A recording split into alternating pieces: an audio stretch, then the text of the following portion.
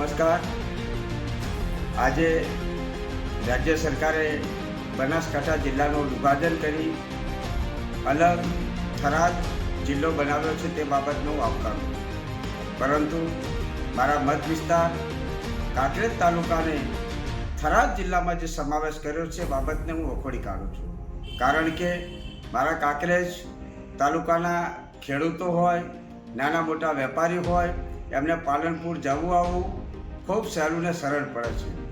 નાના મોટા ધંધા સાથે સંકળાયેલા લોકોને પણ જવું આવવું ખૂબ સહેલું ને સરળ પડે છે. જ્યારે થરાદ જવું ખૂબ જ અટપટું ને અઘરું છે, ત્યારે આ તાલુકાને થરાદમાં સમાવેશ કરી અને જે નિર્ણય લેવામાં આવ્યો છે એ નિર્ણય યોગ્ય નથી. કોઈપણ પ્રકારનું ભૌગોલિક પરિસ્થિતિની તપાસ કર્યા વગર જે નિર્ણયો લીધા છે.